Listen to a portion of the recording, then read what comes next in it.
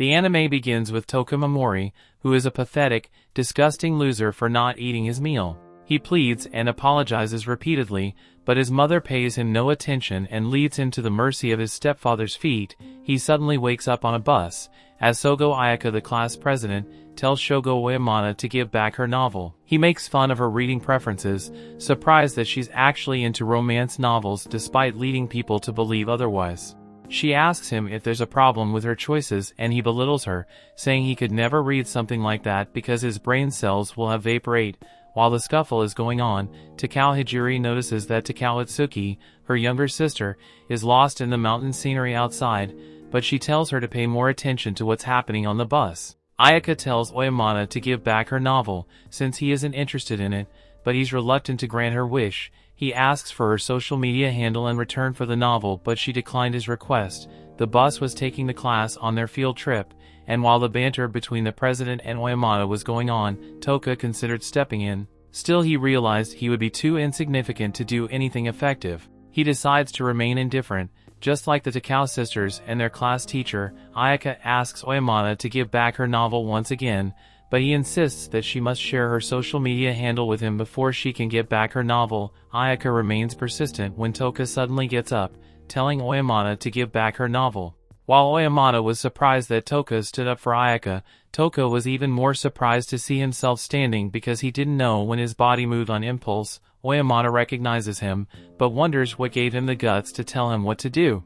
Touka tries to reason with Oyamata, telling him to give back Ayaka's novel because she's getting annoyed by his mischief. Oyamata laughs off the Touka's show of chivalry, and he wonders where he suddenly got the confidence from.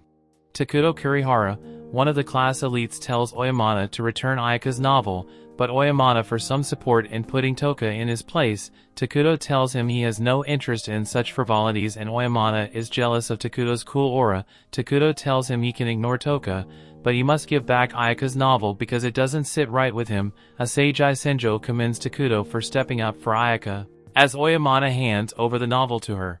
Other students silently commend Takuto for being so nice despite being an elite student. Oyamata takes his seat behind Yasu Tomohiro and he begins kicking his chair from behind, questioning him about what gave Touka the audacity to stand up to him. Yasu quivers in fear, apologizing for his earlier actions, but the teacher cuts in, telling him to quit bothering Yasu. Touka was also surprised that he had the confidence to stand up to Oyamata, and he concluded that his dream was the cause because it put him on edge. While Oyamata complains about his grand moment being ruined by Touka, the goddess chants an incantation which suddenly teleports all the students to a hall. They wonder if they're in some kind of dream, as they all suddenly appear in an unknown location. Goddess Vicious addresses them, welcoming them as heroes to alien her kingdom. She informs them that heroes are summoned to fight the great demon emperor anytime he appears. The demon emperor was once defeated 200 years ago by the combined efforts of heroes, but he was recently resurrected again, prompting the need for the summoning of new heroes. The goddess begs the new heroes from other worlds for their strength to take down such a big threat to her kingdom's prosperity. The students still have a hard time wrapping their heads around what the goddess is trying to say. Their teacher suddenly calms them down, reassuring them that everything will be alright since he's with them. Though he doesn't fully understand their present predicament, he tells them they need to pay attention to whatever the goddess says for clarity. The goddess thanks him for that and he smiles sheepishly, trying to get into her good books. Touka looks around, noting the stone walls, the old-fashioned bonfires, the armored soldiers, and the features of the goddess. Despite all he could see, he still wasn't convinced that they were in another world. Takuto wonders what will happen if they refuse to cooperate, and she tells them that they're stuck there regardless because she can't take them back to their world. Takuto asks her if there's a way back, and she tells them that it can only be done through the reverse summoning event, which requires a special magic element called the evil element. This element can only be obtained from the heart of the great demon emperor or the absorbance of the elements released when the emperor perishes into a special necklace. Oyamata is pissed, wondering what the demon emperor has to do with them because they're from another.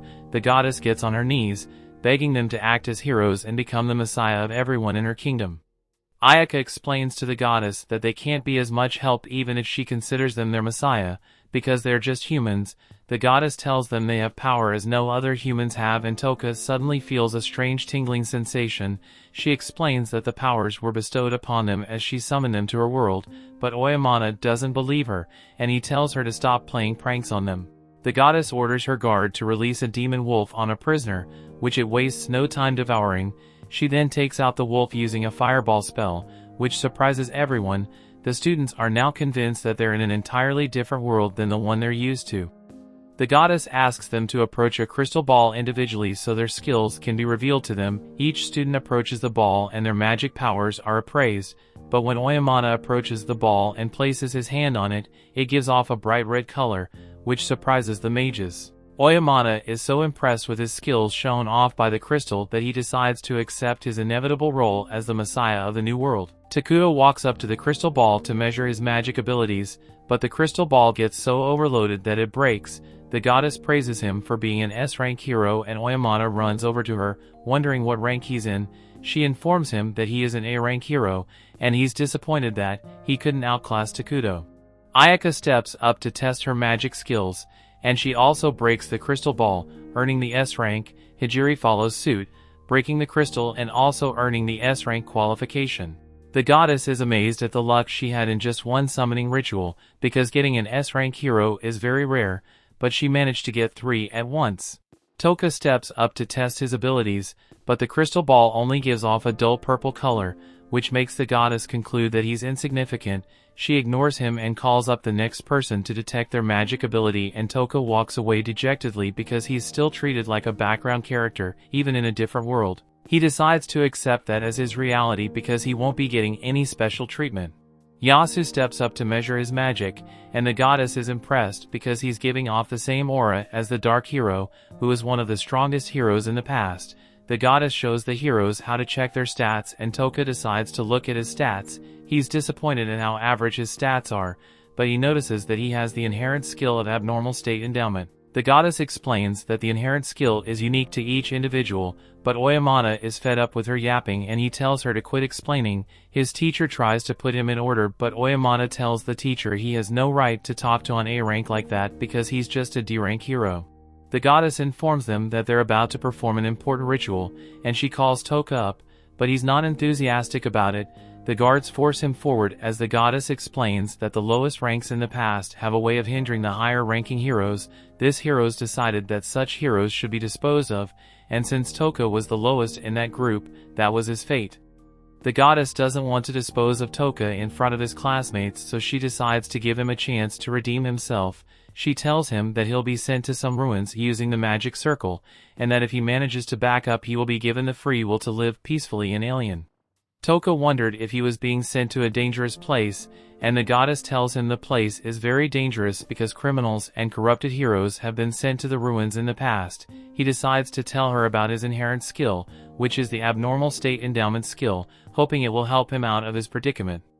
She informs him that all abnormal state skills and spells have no value in Alien because their effects and duration are too weak and short. She informs him that his unique skill is a disappointment because he can't even use it to take down low-level demons. Touka is dejected by this, but the goddess piles on the insults, telling him it would be a waste of time to level up because his stats are too low to ever become significantly high. Touka couldn't understand why he was being subjected to such a horrible fate when everything was done against his will, and he tried to protest against the goddess, but Takuto cut him off. Takuto tells him to accept his fate and get going so he doesn't keep everyone else waiting. Yasu goes over to Touka and extends out a helping hand. Touka remembers all they've been through in the past, and he's glad that Yasu is on his side, but Yasu tells him to address him with more respect because he's a higher rank hero. He walks away as the goddess announces the commencement of the ritual. The circle begins to glow and the goddess throws down a leather pocket, telling Touka that the pocket is his unique item. She tells him the orb on the pocket blows when infused with mana, which is all the pocket does. Ayaka suddenly protests the goddess's decision to send Touka to the ruins because he's their classmate. The goddess knocks her out while she tells everyone else to witness the fate of the only loser in their group. Touka is pissed by this and he decides to attack the goddess with a paralyzed spell, but it's dispelled by her magic bubble, which protects her against abnormal state spells. Touka's classmates make fun of him for being so powerless and he's so pissed off that they have such low impression of him. The Takao sisters walk away because they can't stand the humiliation that Touka is being put through. Touka had enough of the goddess and his classmates looking down on him. He channels that frustration and tells the goddess to be ready for his revenge if he ever makes it back alive. As the ritual is completed and he disappears, he tries to check his stats but the window refuses to come up because of lack of visibility. He locates his pocket in the darkness and he pours mana into it, making it. He begins to make his way across the ruins when he stumbles upon some skeletal remains. Touka is now scared of the monsters that could be residing in the ruins. He suddenly dodges as a minotaur monster attacks him from behind. Touka decides to run away from the monster as fast as possible, trusting his instincts to lead him through because he can feel the murderous intent of the monsters. Touka suddenly trips on a stone and falls to the ground, surrendering to his fate as a meal for the monster. He then remembers how his classmates look down on him, and he realizes that he wants power so he can teach them all a lesson. He uses his paralyzed skill on the monster but he's surprised it worked. He decides to keep running, wondering why his spell worked, when the goddess said it would be useless against low-level demons. Touka sums up his encounter as a miracle but he comes up on a bird demon and he could feel its intent to take him down. He uses his paralyzed skill again and he's surprised that it worked. He reasons that his abnormal state skills are different from the other state skills known in Alien. He realizes that he doesn't have much mana left so he uses his poison skill on the demon bird. He's worried about what will happen if he keeps using his skills and drains his mana completely. He decides to rest for a minute but the Minotaur appears again because his paralyzed skill has worn off. Touka wonders if someone will come to his rescue but he remembers that no one ever comes to his aid. He decides to keep laying waste to the monsters so that he can stay alive for as long as possible. He's ready to begin the struggle for survival in the ruins as he makes up his mind to live. The story continues. We see Touka attempts to use Paralyzed on the Minotaur again but this time the skill fails to activate, so Touka has to jump out of the way. He's informed by the system that he is not allowed to cast the same effect multiple times on a single target, so it becomes up with a new plan and casts Sleep on the Minotaur, causing it to fall to the ground unconscious. And once the monster is out cold, Touka applies poison to it as well. It looks like there are no restrictions on stacking effects, but he's out of mana so if he keeps using his skills, he will eventually burn through his stamina as well, and are still a lot more monsters for him to deal with. Touka begins spamming paralysis and eventually he has managed to stop all the monsters, but has left him on the verge of collapse. However, his troubles aren't over yet, as even more monsters begin to approach, so he has no choice but to keep using Paralyzed until his body can't take it anymore, and it's not long before he reaches his limit and can't go on. There are still a lot of monsters around him, but he knows if he tries to use his still even one more time it could mean the end of him. He has no other options available but luckily, just he's about to use up the last of his body's stamina, the cockatrice that he pours in a while ago suddenly dies and due to this memory's level shoots up until he's at level 258 and both his mana and stamina are replenished. Touka doesn't understand what happened at first, but then he notices the dead monster and realizes that he must have gotten experience because his poison killed that one, and with his energy replenished he can keep fighting as much as necessary. As he continues to spam paralysis his skill levels up, leading him to believe he can upgrade it by repeated use, but he will worry about that later since for now, he has to make sure he can escape this place alive. With his paralysis now being level 2 Touka notices that he now has the option to select multiple targets at once, so he does so and the monsters are all immediately frozen in place. So far, the status effects of have 100% success rate so Vicious is probably the only person in this world that his skill has no effect on. He begins inflicting poison on all the paralyzed monsters and eventually his poison skill levels up as well, but there are still a lot more monsters here, so that means he can level up even more. Touka takes a look at his status window and since he leveled up, his stats are far higher than they were when he first got here, especially his mana which is now over 8,000 and mana is his only way of surviving this hellhole. Touka takes a break and sits down while he waits for the poison to do its thing, and eventually the monsters begin dying one by one, raising memory's level even further. By the time he's level 500, Touka is fairly confident that he can now make it out of the ruins, so be prepared to take care of the remaining monsters. However, after seeing Touka kill dozens of them with ease, the monsters have enough common sense to know that they shouldn't mess with him, so they all run off. Now that the area is safe, Touka sifts through the piles of rotting bones in order to find any loot that he could use, and after getting his hands on a cloak and a blade, he sets off to escape the ruins. As he looks for the exit, he comes across many different monsters, but he has realized that he faces another problem. He has no food, so he's going to start soon if he doesn't get something to eat. He's so desperate that he's even willing to eat monster meat, so after retracing his steps, he returns to the monster corpses and reluctantly begins carving into them to eat what he can. However, as the eyeball pops out and Touka tries to eat it, he realizes that the monster's entire body has acid in it, so he won't be able to eat it after all. With no source of food, Touka believes he will starve to death or he ever makes it out of here. He has no energy left in his body, but then he notices the color of his magic bag changing, and since that's the only source of light he has, he frantically rushes over to supply it with more mana. However, as he does so, he feels something appear inside the bag, and to his delight he finds a bag of beef jerky and a bottle of soda. He excitedly begins eating. While this means his hunger problem is solved for now, he doesn't know for sure if he will be able to get the bag-produced food again. As days continue to pass inside the ruins, Touka has gotten used to committing mass monster genocide with his skills, but he is worried that he might be losing his humanity because of this. Back on Earth, after suffering abuse at the hands of his stepfather, Touka was on the verge of having his murderous villain arc right then and there, but before he could lose his sense of humanity, he was rescued by his aunt and uncle who took him in and gave him a sense of normalcy. He learned empathy from them and he thought he had become a normal person like them. Right now, as he is staring at the mountain of corpses beneath his feet, he feels nothing at all. There's no going back to how he was before, so Touka just accepts that he's a psychopath now and moves on.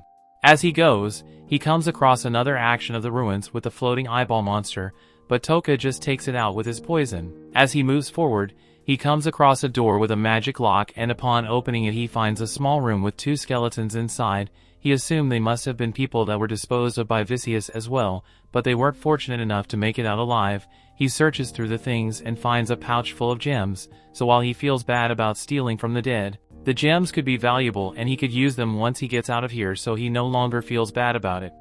He goes through the other rooms nearby as well and eventually comes across one that takes a large amount of mana to open. Once he finally unlocks it, he finds a skeleton sitting with a note next to it. The note says that the skeleton was once a man known as Anglin the Great Sage, and he was the former hero of darkness, the same one Vicious had mentioned was the strongest of them all. According to Anglin's note, Vicious sent him here by force after she no longer has a need for him as a hero, and while he was powerful enough to make it this far, he clearly couldn't escape, so he left a message to help the next person who could manage to make it this far. Vicious may have said the Demon Lord was evil, but she's just as bad in Touka's eye, although we can't say he is much better than her either, since his only goal is to get revenge on her and he doesn't care if he has to destroy the world to do it. As he's looting Anglin's corpse, he comes across a book of forbidden arts, and it is full of information about recipes for medicine and magic tool instructions that could prove to be useful later, so he decides to keep it. He also finds a scroll of forbidden magic, but he doesn't understand what it says. However, if a great sage like Anglin went through all the trouble of keeping it hidden with him up until his final moments, then it must be really powerful, and it may even be strong enough for Touka to eventually defeat the goddess if he's ever able to decipher it. Touka is just about ready to leave, but before he goes, he steals Anglin's cloak because it's cooler than his old one, and takes a look at Anglin's book again, but this time he sees a bloody warning telling him to beware of the Soul Eater, and the ominous warning has me wondering if the Soul Eater is the one who killed Anglin. Touka continues making his way through the ruins until he comes across a door that he thinks will lead to the surface. However, this is truly the final door, then that must mean the Soul Eater Anglin was talking about this here as well. Touka remains cautious of his surroundings and takes a look at his stats to make sure he is prepared for this. He did all he could to ensure he leveled up as much as possible before he got here, so we can only hope that his skills are enough to defeat it. Touka eventually finds a creepy face and he is certain that this must be the Soul Eater, so he immediately attempted to use Paralyze on it, but the second he steps out of cover, the Soul Eater fires a laser into his hand.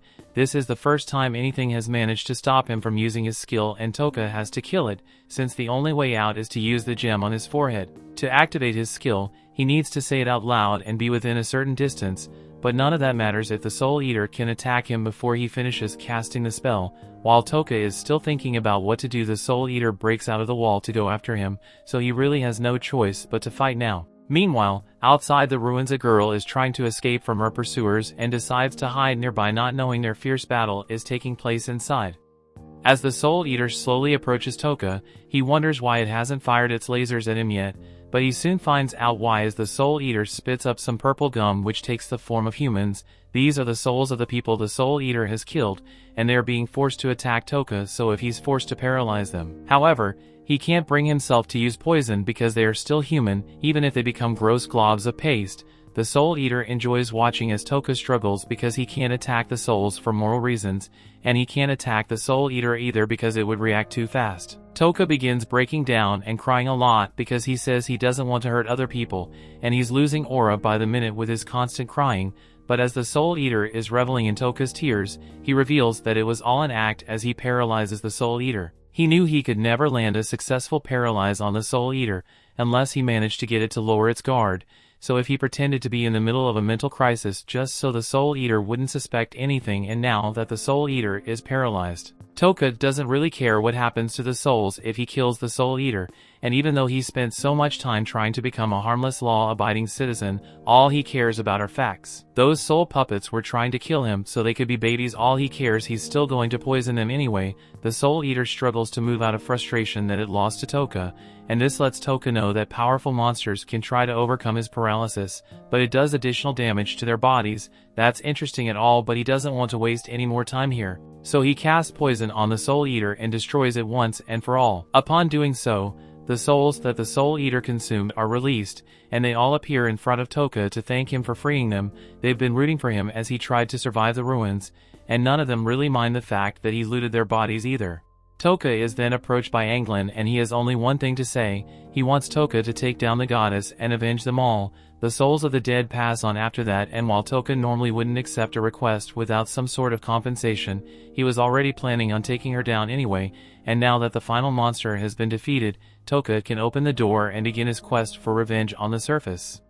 Meanwhile, Touka's classmates are all busy hunting to level up, and while Oyamata is busy chasing down a wolf, Takuto easily annihilates the monster with his Dragonic Burst, putting him at level 18, and Yasu is just having a blast with his powers over here. Meanwhile, on the other side of the forest, this girl is having a hard time coming to terms with the situation, but all of a sudden she's approached by Asagi, who warns Kabato that she can't be spacing out like that, otherwise she'll end up getting herself killed. The reason she came over is because she wanted to discuss something with her, so she begins talking about how sooner or later the class is going to split defections. There are a lot of powerful douchebag in the class, including her, so there's no way they'll keep getting along much longer. That's why when the class eventually divides, she was Kabato to join her faction. Besides, it's not like that Kabato has many other options considering she's deranked. There's no way she'll be accepted into Takuto's S-ranked group while being deranked. The Takao sisters only ever team up with each other, and Ayaka probably going to end up dead before long. Kabato was shocked to hear that, but Asagi continues by saying Kabato needs to think long and hard about her future since she may end up with nowhere to go, and while Asagi probably won't need her help much since she's beranked, she happens to be an OP enthusiast, and she's particularly fond of Kabato for that reason. Now that Kabato was on board with joining the group, Asagi calls for the other girls to bring over the monster they captured. She knows Kabato hasn't been able to complete the assignment that Goddess gave them, so she prepared things to make it easier for her. Now all she needs to do is kill the defenseless monster, and Asagi urges her to do it unless she wants to end up getting disposed of like Touka. Kabato doesn't want to do it, but she knows she has no choice, so she sucks at her morals and slays the monster. Asagi praises Kabato for doing a good job and says she's officially part of the group, but Kabato is still struggling to accept what she just did. Elsewhere, Ayaka was woken up from her coma, and the pain in her stomach reminds her of what must have happened to Touka after the goddess got punched her, and she feels really guilty for not being able to stop it, so she goes on to complain to Vicious, and Vicious is really trying to play the part of the caring goddess with all the fake tears. But she says the disposal of the weak is the policy of the alien kingdom, so there's nothing she can do about it. Vicious also informs Ayaka that she doesn't have much time to wallow in sadness over it either, since while she was knocked out, her classmates headed out to the forest to see if they were able to kill monsters or not, and many of them ended up failing the requirements of the test, thus were disposed of. Ayaka asks Vicious intends to kill off any heroes who she deems to be weak, but Vicious claims is aliens' policy, so it's not her fault, even though she's a literal goddess. So Vicious say how things are going, so she wants to make it clear to Vicious that she doesn't approve how things are being handled. Vicious doesn't see what the problem is, since it's common sense that all the worthless people should be disposed of, so Ayaka asks Vicious if she is a valuable hero since she is S-class. Vicious answers that Ayaka is indeed very valuable, so Ayaka proposes a deal. She will go above and beyond as an S-rank hero to make up for the weaknesses of the people who failed, so she asks that Vicious stop the disposal plan. Vicious says she can agree to those terms, so she extends her hand to make it official. She also wants to apologize for punching Ayaka in the stomach, but she still thinks she was justified in doing so since Ayaka was acting hysterical over the situation. Ayaka clearly isn't fooled by Vicious and nice act, but she's got no other choice at the moment, so she agrees to shake her hand, but as she leaves, she notes that Vicious' hands were ice cold just like her heart probably. Meanwhile, in the dark forest, a girl's trying to escape her pursuers and she had thought she lost them. They are way too good at tracking, based on nothing more than a broken leaf. Meget's Bladens is able to tell exactly where the Princess Knight ran off to. She may be able to conceal herself, but if she keeps making working mistakes like these, the Holy Watchers be sure to catch up to her sooner or later. At the same time, Touka is just about to head out into the forest in hopes of finding a city, but before he does, he checks his stats one last time and notes that only his mana is exceptionally high at 50,000, while the rest of his stats hover around 5k. But he already knew that, so he really wants to confirm as the new abilities he got with his skills leveling up, he is now able to dispel paralyze and poison and will or partially dispel it just to avoid killing his target immediately. That's going to be pretty useful when it comes to extracting information, so he decides to test it out on the next monster he encounters. For now, he's going to need a blade, or more specifically, someone who could act as a tank and handle the front lines for him. Just then, he hears some rustling in the bushes, so he goes over to check it out and finds a bunch of slimes ending up on a single smaller slime, and he decides to stand there and watch as the smaller slime goes through his bullying character arc. Once the small slime learns to fight back, Touka is satisfied, so he paralyzes them all and uses the opportunity to test out the dispel option. He dispels the paralysis on the bully slimes first to get them to leave. And once they are gone, he tells the smaller slime that it doesn't need to worry since he has no intention of killing it. He's about to let it go as well, but before that he wants to apologize for not helping sooner. Enjoyed seeing the little guy stand up for himself, so he tells the slime that it did well, and after releasing it he heads off on his way. The slime doesn't really know what to do now since it doesn't have any slime friends to go back to, so decides to follow Touka instead. Touka eventually notices that he's being followed, but he doesn't mind since he could use the company. Meanwhile, the Princess Knight is currently exhausted from all the running she's had to do, but here with the distance she has covered, she can still sense the presence of the Holy Watchers nearby, so they must just be waiting for the tire out so they can capture her. Touka and the slime that bonded a little, so slime is now sitting in the back of Touka's jacket to keep watch while he takes a look at the spell book. After flipping through some pages, Touka finds the full bitten art he was looking for, and it's one that's meant to strengthen monsters. There are even instructions on how to strengthen slimes in particular, so this will come in handy for Touka, but he understands why it's classified as a forbidden art since these could cause a lot of chaos in the wrong hands. Before he does anything else, Touka talks to the slime and tells it that he is on a quest for revenge, so if the slime isn't okay with that, this is his last chance to back out. The slime sign says he wants to stick by Touka's side, so Touka names at Pigamaru and prepares to continue with his journey. The fleeing Princess Knight can sense that the Holy Watchers are closing in on her, so while she hoped she wouldn't have to use it, she's forced to activate her spirit contract. She offers up her sleepless payment and even does the old Power Rangers transformation routine, but as the Holy Watchers finally catch up, they are shocked to find out that they've been tracking the wrong person since Touka definitely isn't their target. Now they could have just ignored Touka since he has nothing to do with their mission, but they're too scummy to do something like that, so one tells Touka to drop all his valuables so they don't have to kill him, but the other guy says he's still going to kill Touka anyway because it'll be fun. They also talked about doing terrible things to his corpse, so Touka has already decided that these guys have got to go and watch them real quick, while the scumbags aren't paying attention. Touka starts shuffling away slowly, and while the group notices and think he was trying to escape, Touka was actually just trying to get them all within his field of vision. Touka plays the part of his scared weakling well, but as Meget's attempts to slice him up, he wastes no time in paralyzing him along with all his teammates. Since it was successful, Touka now knows that his status effects work on humans as well, so Vicious is probably the only person who's immune to them. Back to the Holy Watchers, these guys weren't as intimidating as the monsters he had to fight in the ruins, but their malicious intent was far worse, so Touka has no issue with killing them since they tried to kill him first. He casts his poison, and after all the Holy Watchers are dead, Touka spends some time looting their corpses, but then both he and Pigamaru sense some nearby. Meanwhile, the Princess Knight has been standing in battle position for a while now, and she just noticed that she can no longer feel the presence of the Holy Watchers in the forest, but she thinks it must be some kind of trap to get her to lower her guard. However, just then she senses someone else in the forest and it's freaking her out. This guy's presence isn't immensely powerful, but for some reason, the spirits are scared of him. Just then she hears something behind her, so she attacks. However, it turns out to be Pigamaru, who was acting as a distraction from Touka, and with the girl's back turned, Touka paralyzes her. She sensed her intent to attack, but it wasn't out of malice, so Touka grew curious and thought they could chat for a bit.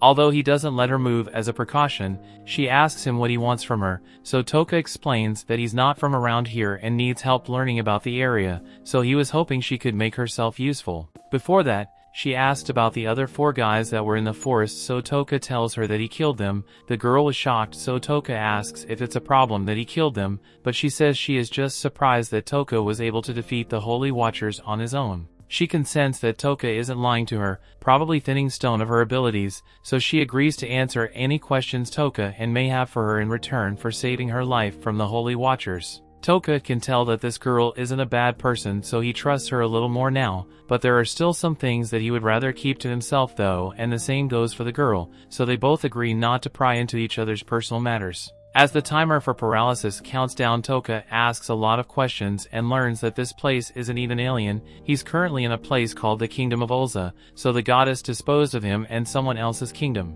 Touka still has one last question for the girl, so he pulls out a page from the Forbidden Arts book and asks the girl if she understands it. The girl is able to recognize that it is some sort of ancient script, but that was as much as she could say since she wasn't able to read it either. However, she says she may know someone who can understand that writing, so she tells Mimori about the Witch of Taboos. She possesses such vast knowledge of forbidden techniques that she was deemed too dangerous and was driven from her homeland. Touka asks where he should go if she wants to find her, so the girl instructs him to go to the land of the golden-eyed monsters, but it's a treacherous part of the continent. Touka thanks her for the valuable information, but the girl doesn't feel like she has done enough to repay her debts since Touka saved her life. Touka says she doesn't have to worry about doing any more than this, so they'll be parting ways now. The girl is fine with it as long as Touka is satisfied, and Touka and can tell that she has a strong sense of honor and honesty, which reminds him a lot of his aunt, who was so nice that it often made him worry about her. He tells her that the paralysis will be undone in a few minutes, but he can't guarantee her safety since he will be leaving now. As Touka leaves, he says he hopes the girl makes it to her destination safely, and as Pigamaru returns, he asks if Touka isn't going to kill her. Touka says he wouldn't do that since he doesn't find any joy in killing, he just does it for self-defense, so there's no reason to pointlessly murder the girl. Although he can't guarantee that the girl will come after him to attack once she's free to move again, so he asked Pigamaru to keep watching his back for him. Touka soon makes it to the town, and he is stopped at the front gate by a guard who is in charge of performing security checks. She assumes Touka must be a traveling mercenary who came here to conquer the mill's ruins. Touka plays along with the story and says he indeed came here to conquer the ruins, also adding that he comes from Ulza town, so he doesn't know much about this place. His story seems convincing enough for the guard, so she lets him in since she has orders to allow as many mercenaries as possible into the towns. Touka is surprised by the relaxed security since there were no luggage checks or full cavity body searches, but it works out well for him since his plans are going smoothly. The first thing he does is head to an inn to get himself a room, but while he's at the front desk, innkeeper is being pretty rude to him since he thinks Touka is a broke loser. However, little does he know Touka eluded a bunch of money off the corpses of the Holy Watchers, and as soon as he flashes a bit of cash, the innkeeper starts treating him a whole lot nicer. Touka gets to stay in a room like he wanted, and now that his accommodations have been secured, he goes out into town for a bit to survey the area, and even though he's an outsider, he doesn't feel any hostility directed towards him. So he takes a leisurely stroll and comes across places like item shops and the town's adventurers guild. This information may come in handy later, but for now, Touka has gotten hungry, so he turns around and heads to a nearby tavern to grab some food. He tries the food of this world for the first time and it doesn't taste great, but it's edible enough that Touka is okay eating it. He thinks this tavern is great because the people here are happy and drunk, and thus makes it easy to gather information since everyone is talking so loudly. He's able to overhear some guys talking about how the continent is full of insanely strong people, so they having a power scaling debate about who they think is the strongest. But in the end they know that there's only one team that can hold the title of strongest, and that's the Black Dragon Knights who destroyed the Kingdom of Ni. Their 5 dragons alone are enough to completely wipe out an army, but on top of that, they got humanity's strongest and the hero's slayer, so it's a safe bet to say they would win any direct confrontation. After Touka has gathered a good amount of intel for the night, he takes some leftover rice back to his room so he can feed Pigamaru,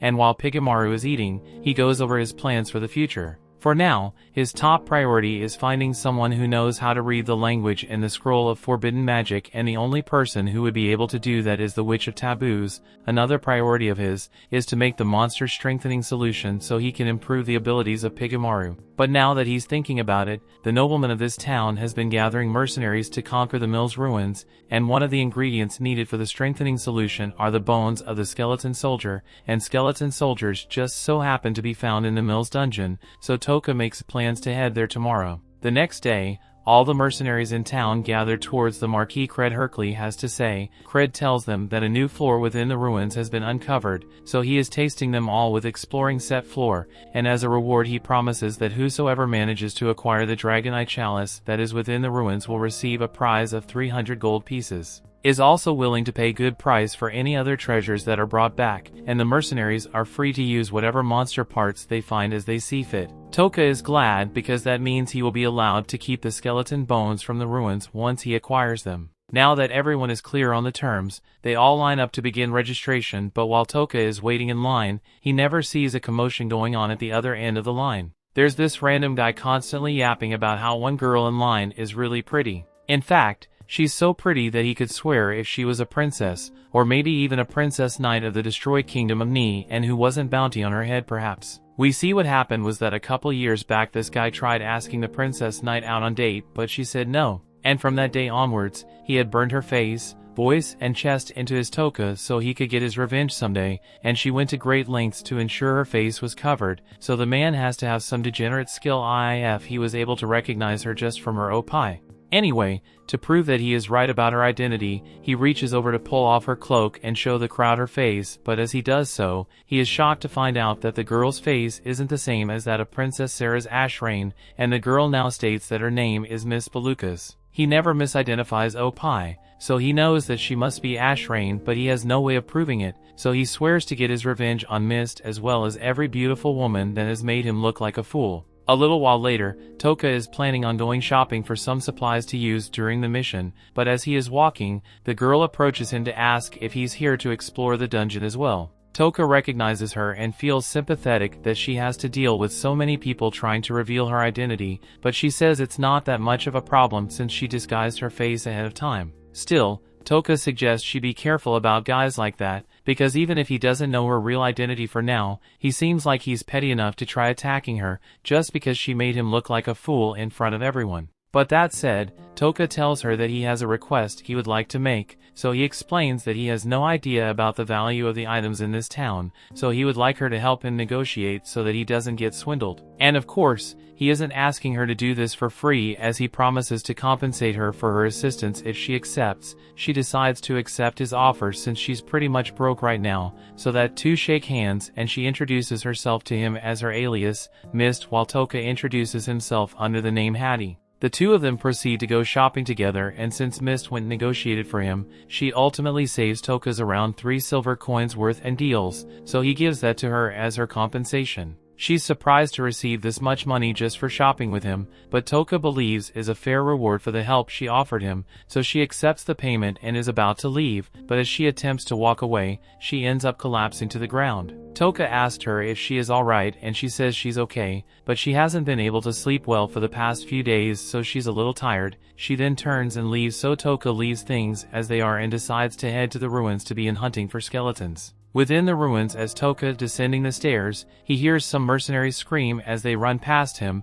that there's a little ox demon down there, so Touka assumes it must be a miniature version of the minotaurs that he had to fight in the ruins of Disposal. The ox demon charges towards him, but Touka quickly paralyzes and poisons it, so it wasn't much of a threat to him, and he stabs the ox demon to test whether the demon's skin is as tough as the ones in the abandoned ruins, but this one is much easier to stab. A little while later, those mercenaries that ran away earlier return with backup to defeat the ox demon, and when they find it dead, they are shocked that someone was actually capable of killing a monster like this so quickly. Touka heads deeper into the ruins, but despite the place crawling with monsters, he isn't feeling very threatened by any of them since they are easy to kill. He isn't getting much experience from killing the monsters either, so he decides to head a little deeper into the ruins to find some strong monster. While walking through the halls, he happens to overhear that loser from earlier talking to a couple of mercenaries, and he's asking them to go after Mist and make her regret ever being born, all because she didn't want to go on a date with him and made him look like he was wrong about her identity. So he can't let her continue to live in this world, and preferably, he wants the mercenaries make her suffer as much as possible before killing her so he can see the twisted look of despair on her.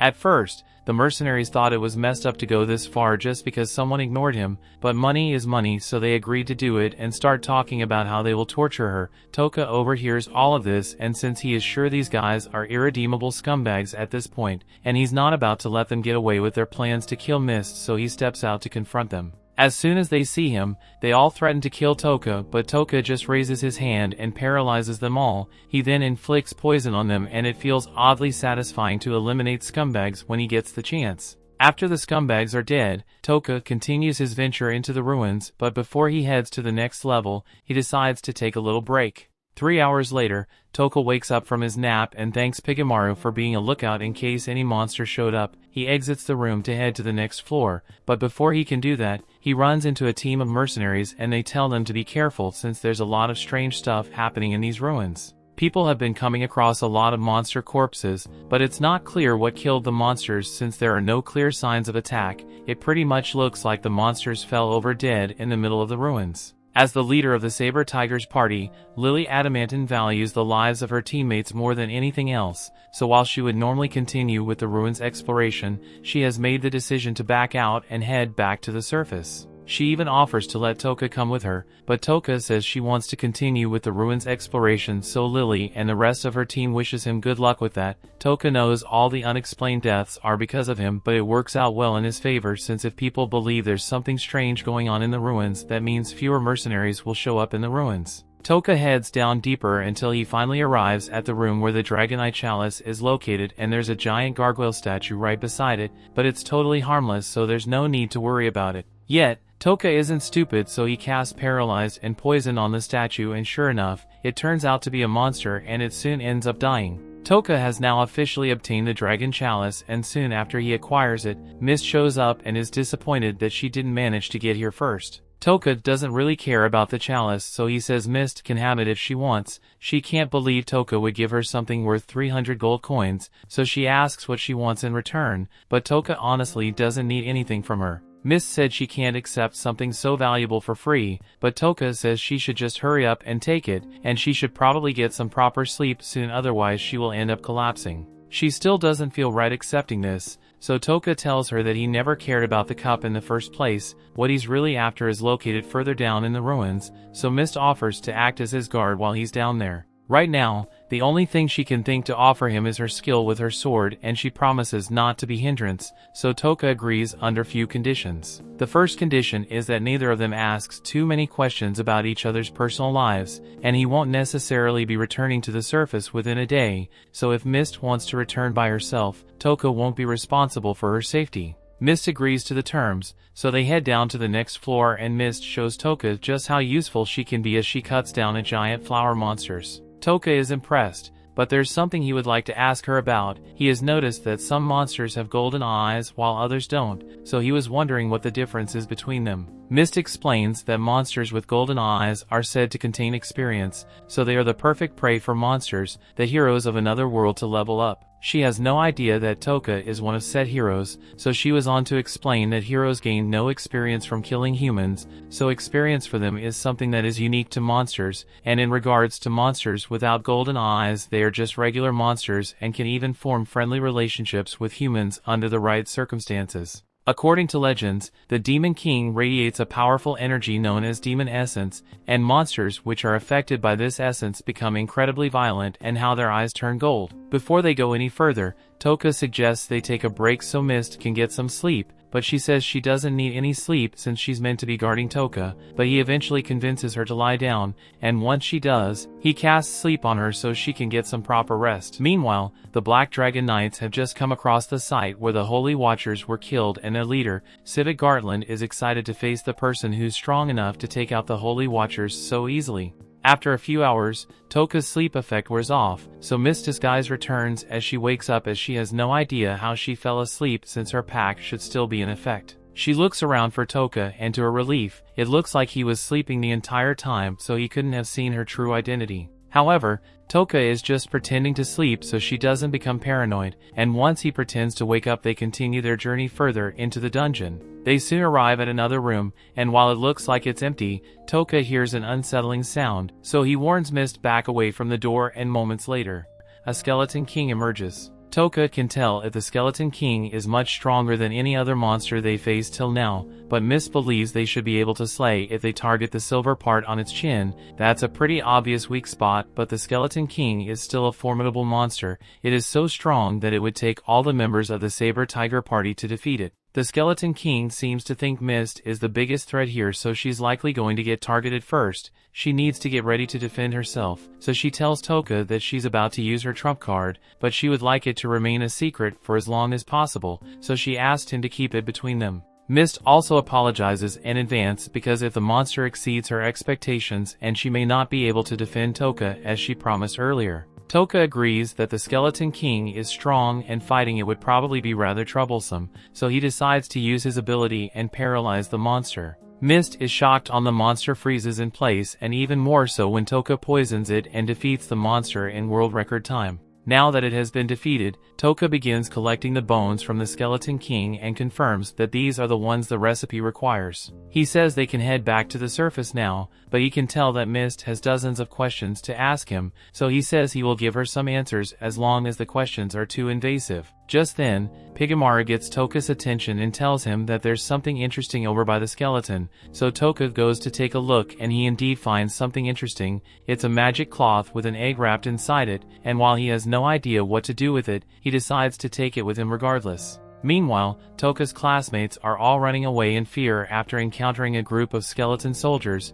and this girl in particular is freaking out on the floor over her dismembered hand, but there are still skeletons approaching to dismember more than her hand, so Ayaka is trying to step up and defend her weaker classmates, but Oyamata doesn't give a shit about his classmates and runs and blasting the skeletons. Same as Takuto, although he nearly kills his classmates as well, but why would he care about them? He just hit level 24, so he is too busy patting himself on the back for a job well done. Meanwhile, Touka and Mist have made it back to the surface, and Mist presents the Dragon Chalice so she can receive her reward, and while the crowd surrounds her to get a look at the chalice, Touka quietly walks away since he's gotten everything he needs from the mill's ruins. After a while, Mist catches up to Touka and tells him that an award ceremony is going to be held tomorrow where she will be awarded her prize money, so she's still going to need to stay in town till then. Since she's not busy for the rest of the day, Touka asks if he can have a chat with her in private. He asks if they can meet up in his room later tonight, and Mist is fine with that, so Touka turns to leave, but before he goes she grabs Touka by the arm and thanks him once again for giving her the Dragon Chalice. Later that night, Pigamaru is eating his dinner while Touka prepares the monster strengthening solution, and just as he finishes making it, Mist arrives at his door. Touka lets her inside and he gets right to the point as he tells Mist that he wants to hire her as his bodyguard. Mist is rather surprised by the proposal, but Touka thought it would be a win-win since she would get extra travel funds, but then again, if she receives the 300 gold coins then she probably won't need to worry about money for a while. In any case, he pulls out a map and tells Mist that his goal is to reach the Witch of Taboos and the land of the golden-eyed monsters. He is expecting to get swarmed by a large number of monsters on his journey at least once, so he would feel a lot better if he had a capable warrior there to watch his back for him. And after working with her in the mill's ruin, he believes Mist would be the perfect bodyguard for him. Mist happens to be on her way to Yamato, which means she could accompany Touka quite conveniently, but she is still hesitant to accept the offer for some reason. Touka notices this and tells her that there's no rush to answer right away. Besides, he had something he wanted to discuss with Sarah's first anyway. It takes her a moment to realize that Touka just called her by her real name. And once she does, she asks me more how he knew about her real identity.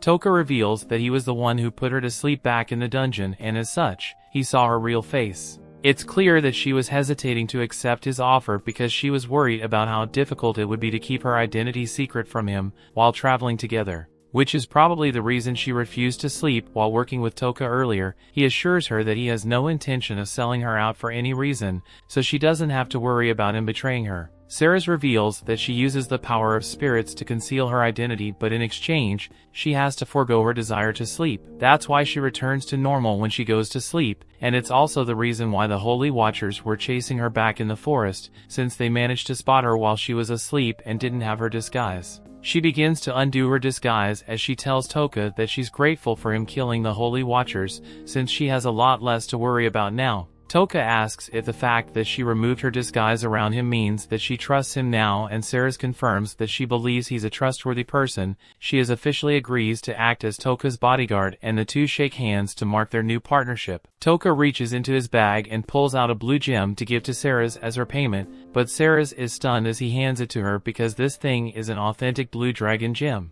Touka doesn't know what the big deal is since it's just one of the gems he looted in the abandoned ruins, so Ceres explains that gems like this are incredibly rare and are even worth way more than the dragon chalice. Touka doesn't really care that the gem is valuable, so he tells Ceres she could still keep the gem anyway. Ceres doesn't want to accept it because it is worth way too much, but Touka has a whole bag full of them, so he insists that she keep the gem. Ceres finally relents and agrees to accept the gem as payment, but before they go their separate ways for today, Touka says they should still call each other by their aliases to protect their identities when they are out in public. Ceres agrees to this, and since they will be working together for a while, she thinks she should inform Touka of the reason why she's on the run. However, Touka tells her he doesn't need to know that he has no interest in prying into her past unnecessarily, nor does he want her to feel pressured into telling him anything. The next day, Touka and Ceres are having breakfast together, and Touka takes the opportunity to ask her if she happens to know anything about forbidden magic. Ceres tells him that it is magic that has been prohibited by Vicious,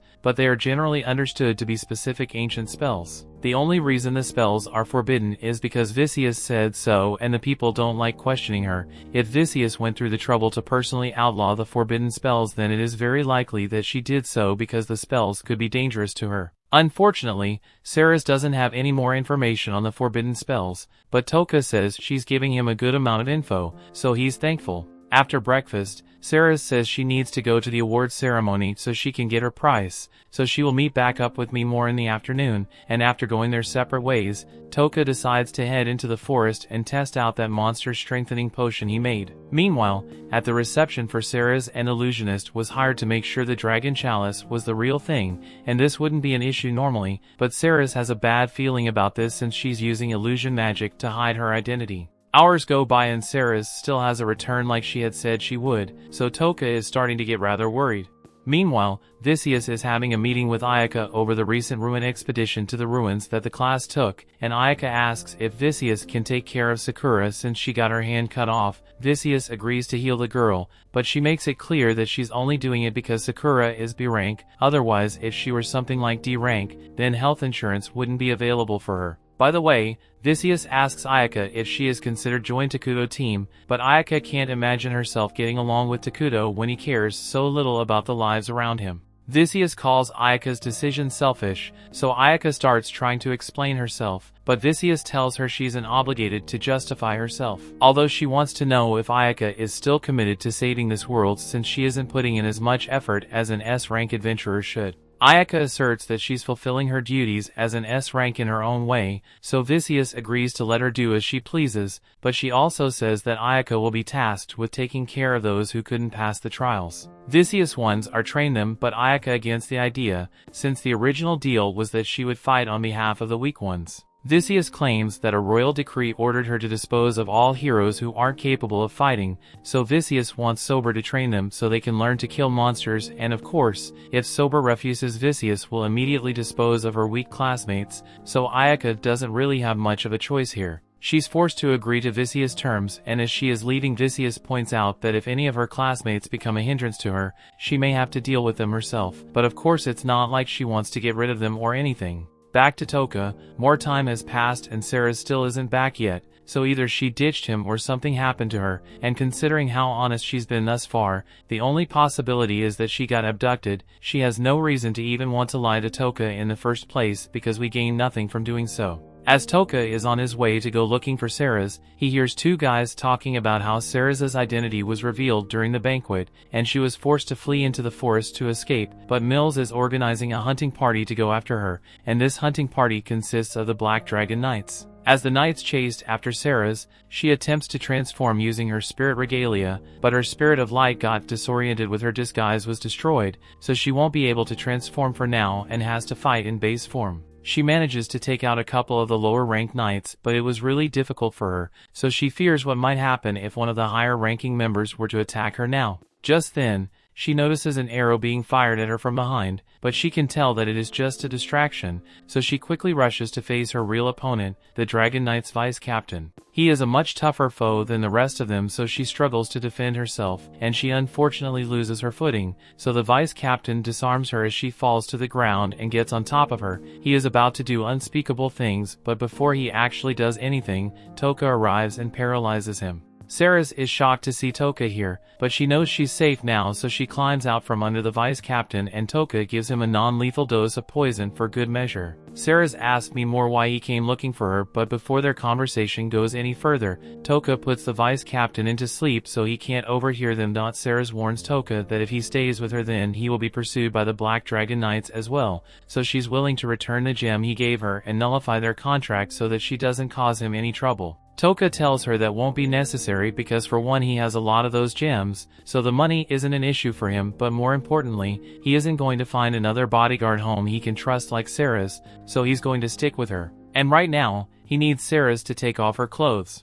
The story continues. We see after an awkward pause Touka clarifies that he's only saying this because the people in town already saw her in the clothes she's wearing now, so she'll be easily recognized if she doesn't get changed soon. Sarah is relieved to hear that, and Touka tells her that he also has a proposal to make to her. He says she can try and negotiating with the Witch of Taboos to have her shelter Sarah's for the time being. No one has ever managed to figure out where the witch lives yet, so it should be a safe place for Sarah's to hide, and Touka is heading there anyway so he and Sarah's can keep their original agreement for her to be his bodyguard. Sarah's is grateful that Touka is looking out for her, but she wonders why he's going so far to help her when they barely know one another. It may seem strange to her, but he explains that Sarah's reminds him of someone very precious to him, so if he were to abandon her here, it would feel like he had abandoned his aunt, and he can't do that. Sarah's once again thanks Touka for being so kind to her, and now that they've settled their agreement, Touka goes over to the vice-captain and partially dispels the paralysis will allow him to speak. The vice-captain immediately begins threatening Touka for daring to oppose a member of the Dragon Knight, but Touka is in phase and gives him an ultimatum.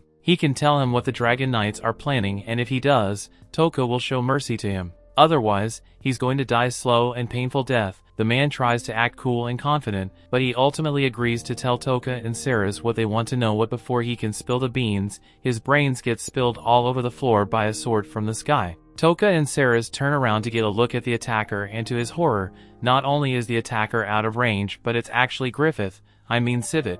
He has many names across this world, but he's most commonly referred to by the title of Humanity's Strongest. Sivit and his 5 dragon riders are all here aside from the one whose brains are all over the floor though. Orvan asks Sivit if it was really necessary to kill him, but Sivit doesn't really care about casualties as long as the mission is complete. They're ordered to do this by Ordola, and that name seems to be familiar to Sarah's, so she's frozen in shock. At the same time, Ordola is lying in his bed and agonizing over the thought what he has done. He never wanted to hurt Sarah's because he loved her like a daughter, and more specifically, like a stepdaughter, because he explicitly states that seeing her always had him focused and stiff. He does not regret letting her escape, rather what he regrets is the fact that some other man could be having romantic relations with her, so we decided that the best course of action here was to kill her instead. Sarah's can't believe Ordola would do something like that, but it's the truth. In fact, that's what Gizan was going to tell her, but since Sivit thought he was being a hindrance he threw his sword and killed him, although if Gizan had managed to dodge it somehow then Sivit would have let him live,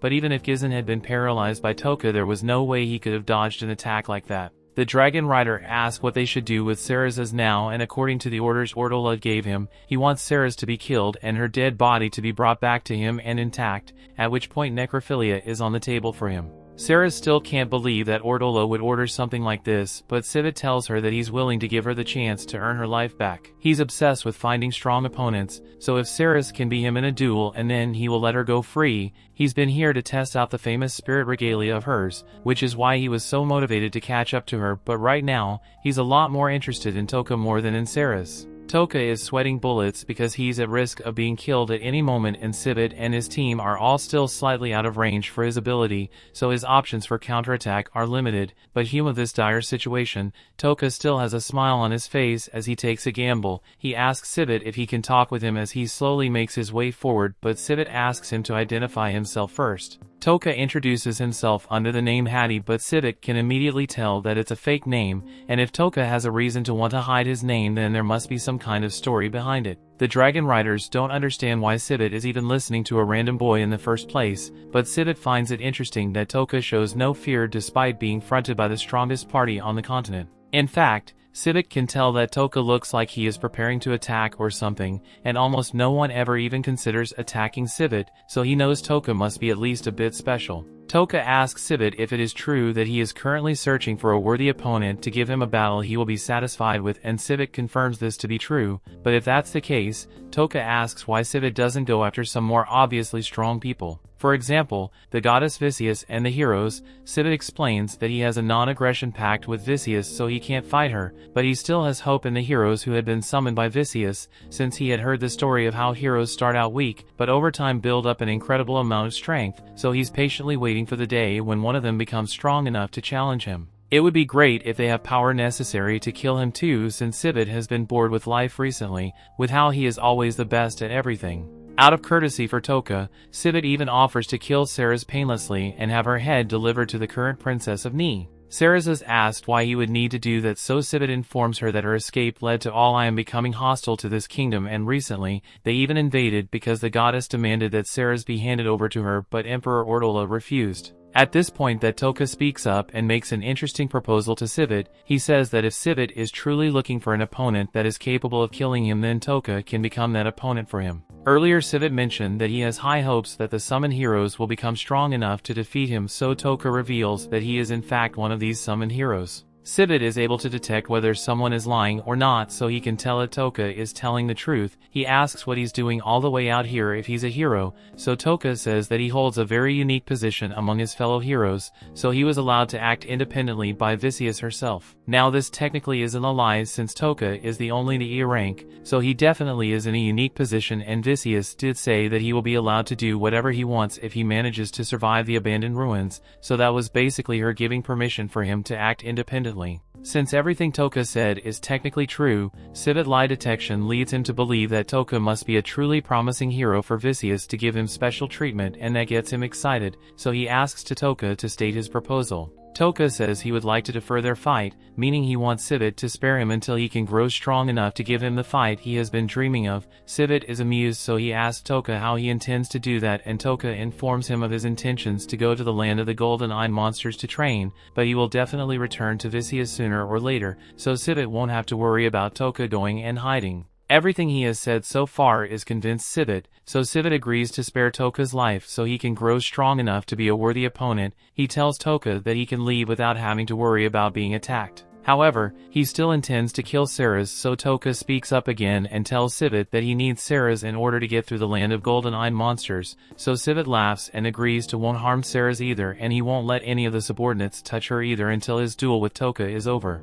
Touka is really proud of his acting skills right now because he actually managed to talk his way out of a direct fight with Sivit, but as far as training so that he can have a rematch with Sivit goes, Touka's not stupid. Sivit back is turned, but he is still within range, so Touka immediately seizes the opportunity. He is paralyzed on Sivit and all the other dragon riders. Touka apologizes for betraying Sivit's trust, but he cannot kind enough to ignore a clear opening to attack, and Touka's goal is to ultimately get revenge on the goddess, so he doesn't have time to be worrying about Sivit and the others. Sivit is enraged that he was betrayed, and his title of humanity's strongest isn't for nothing, as he is managing to move even though he's under paralysis of the poison, but he ultimately isn't able to overcome it. As one of the Dragon Knights is about to die, he sets off a signal to call on all the Dragon Knights that were on standby in the forest, and as Sivit sees them, he warns them all that they need to stay out of Touka's effective range, so they should attack from the sky. However, Touka had already thought or planned to deal with the problem of having a low range on his ability,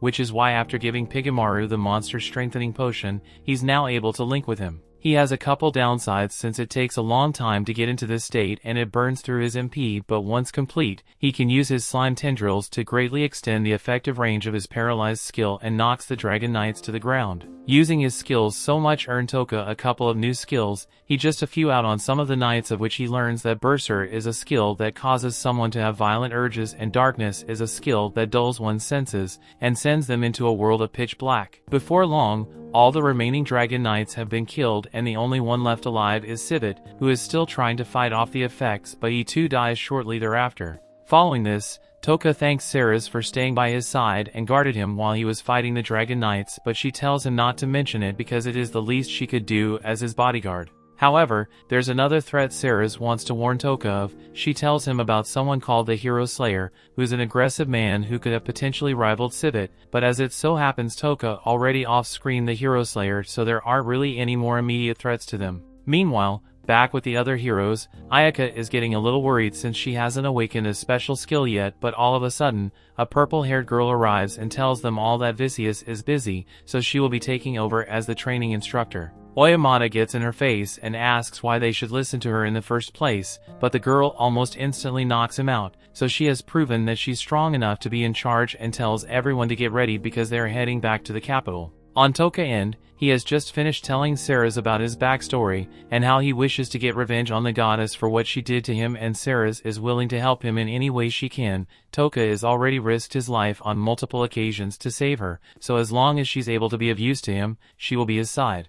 The story continues. We see at the abandoned ruins the guards in charge of making sure nothing goes wrong arrive to check on the place, and something has definitely gone wrong because the crystal for the gate has burned out. This would normally mean that someone managed to open the door from the inside and get out, so one of the guards thinks they should probably report this to Alien, but that would be too much paperwork, so the others decide it would be better to pretend nothing happened here. Besides, it's not like anyone could have actually survived the abandoned ruins and made it out alive. That would be impossible. Meanwhile, Touka have enjoying a festival in town, and he happens to pick up a cool-looking mask on sale, so the stall owner begins telling him about the Lord of Flies, whose the mask is made to resemble. The Lord of Flies is the person who once turned an island of monsters into his fortress, making himself the master of the demons that were ostracized by evil itself. The Lord of Flies and his army were eventually wiped out, but because he was so cool, he remains popular to this day even though he was evil. Touka decides to buy the mask and heads into a tent to try it on.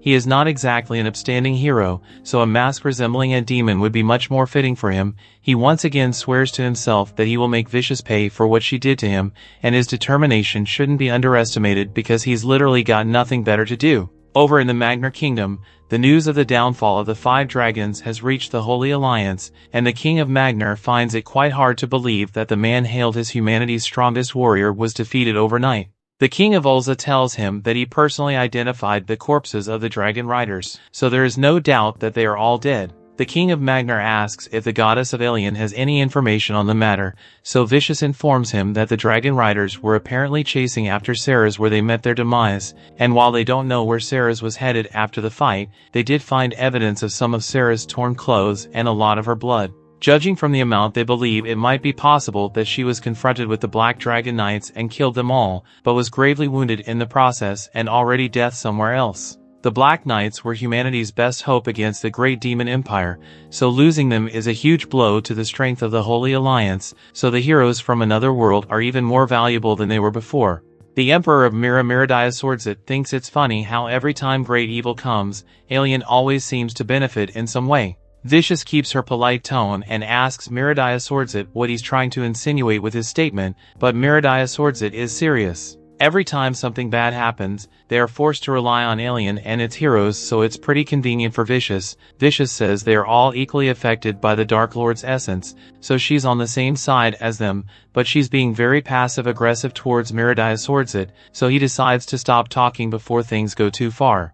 There's one final thing that needs to be discussed before they adjourn this meeting, so the King of Magnar asks if everyone here truly believes Ceres was capable of killing all 5 of the Black Dragon Knights. It's pretty hard to believe she was capable of doing something like that on her own, and they have no idea who could have been behind it. However, a messenger comes into the room and informs him that there is a group that is taking credit for the defeat of the Black Dragon Knights, and they call themselves the Cursed Magic Users of Ashent. The next day, Touka and Ceres are walking through town to stock up on supplies, and it doesn't look like anyone is following them, so this place might be the safest bet for their preparation. While walking, Touka notices a huge coliseum nearby, so Ceres explains that it is a blood sport coliseum where slaves and mercenaries kill each other for the entertainment of the crowd. The fighters can earn rewards by winning their matches, and since it is run by the Duke and the Mercenary Guild, it has become a prime source of entertainment for the public, although at first it was just a way for the Mercenary Guild to assess their fighters. Ceres and Touka later find a good inn to stay at, and since they need to conserve funds,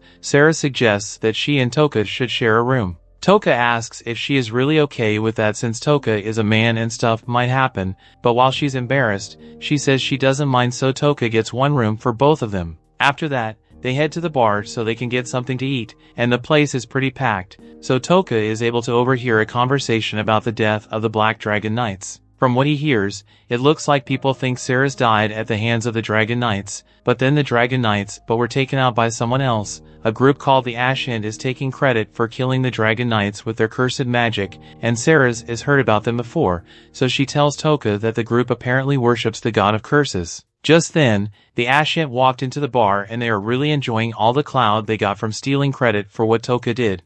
After getting a good look at them, Touka doesn't think they are actually that much of a threat, and he's not mad about them taking credit for what he did since it takes attention away from him. Touka continues to eavesdrop on the conversation going on around him, but then he hears people talking about who else they think might have been strong enough to defeat the Black Dragon Knights, and eventually the Witch of Taboos is mentioned. She's apparently a dark elf, and no one has actually seen her in a decade, but there's someone in the capital who has seen her before. Touka approaches the table and asks if the guys can tell him a little more about this person, and at first they don't want to talk to Touka, but when Touka offers to pay for their drinks, they are much more willing to talk to him. They tell them that the person who met the Witch of Taboos is the strongest fighter in the Colosseum, and he'd like to meet her, then he is probably going to have to talk to the owner of the Colosseum. However, Touka is in luck because the person in question just happened to walk into the bar. Touka goes up to her, introduces himself, but Eve immediately knows he wants something from her, so she asks him to state his business. Touka gets to the point and tells her that he would like to meet the Witch of Taboos, even admits that she has ventured into the land of the golden eye monsters before,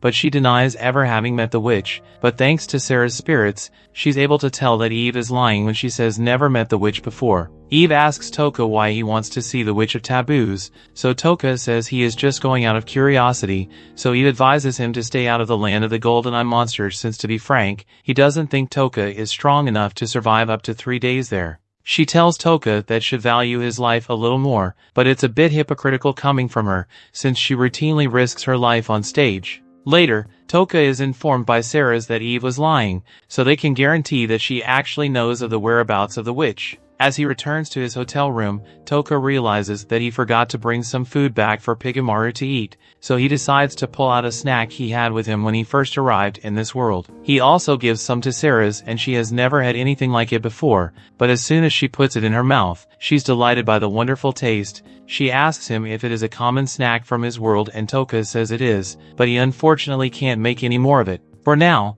they need to decide what their next move is going to be, and the first thing on the agenda is finding out the location of the witch from Eve. He needs to find a way to get her to tell him, but what would be more important to her than her life? Typically, it would be money, since she buys her freedom if she has enough funds, although it requires a large sum of money. At same night, we see Eve visiting a little dark elf girl, and she promises her that she will do her best to get her out of here. Back in Touka's room, Ceres is practicing with her spritz regalia, and it may just look like some armor with no visible boosts aside from looking cool, but I'm sure it will come in handy at some point. Once Ceres has done training, Touka asks her if she can give him some pointers on how to handle close combat, since he has been relying on his skill a little too much lately, so he wants to be prepared if he is ever unable to use it. Ceres understands, and she decides to train in the same way she would train one of her knights back when she was still a knight captain. She takes a step back and tells Touka to assault her, so he throws a straight punch, but Ceres easily evades it and puts him in an arm lock. Something like this doesn't require a weapon, and it can easily be honed with a few days of training, but as she says this, she realizes she's pretty close to Touka, so she takes a step back and apologizes. Touka says it is fine since he is the one who asked her to train with him. After a long and sweaty training session,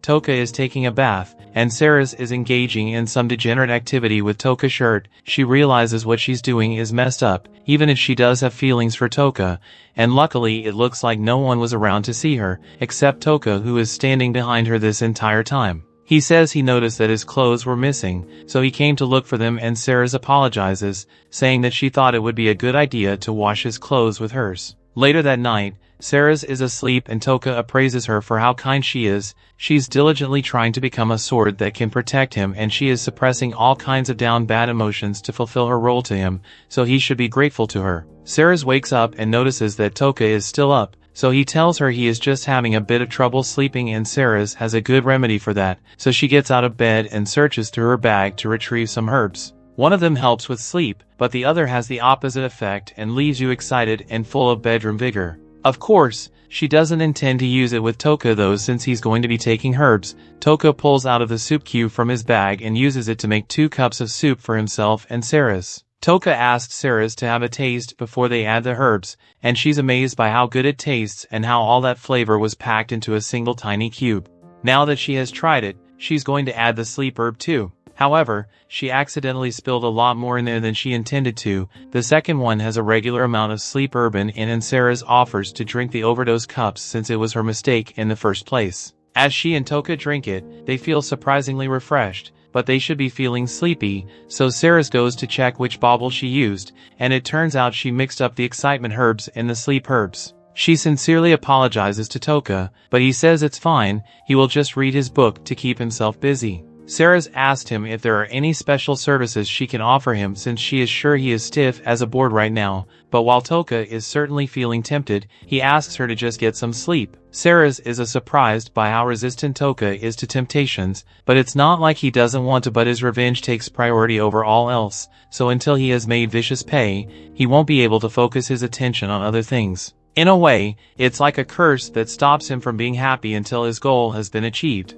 However, once he is done with his revenge, he should be able to put his energy into other endeavors, so Ceres gets behind him and swears that she will do everything within her power to help Touka get his revenge, and Touka is thankful for her help. The next day, they head over to the Bloodsport Coliseum, and Ceres returns to Touka after asking around about Eve. She's pretty famous around here, and she was sold to the Coliseum as a slave, but from the very first day she got here, she was a hit with the fans, and she hasn't lost a single match yet her 3 years of fighting. Tomorrow is apparently her final fight, meaning she's already earned enough money to buy her own freedom, so trying to negotiate with her using money won't be an option anymore. Additionally, Ceres has learned that Eve already saved up enough money to buy her freedom 2 years ago, and she's now trying to buy the freedom of a small elf girl as well. There's also something Ceres is worried about because all previous Coliseum champions have all died during their final match, so it looks like there's some foul play at hand, as there are rumors that the Duke is arranging to put fighters at a disadvantage during their final fights,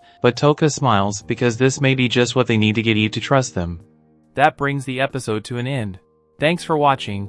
Want next part? Subscribe the channel and turn on notification bell.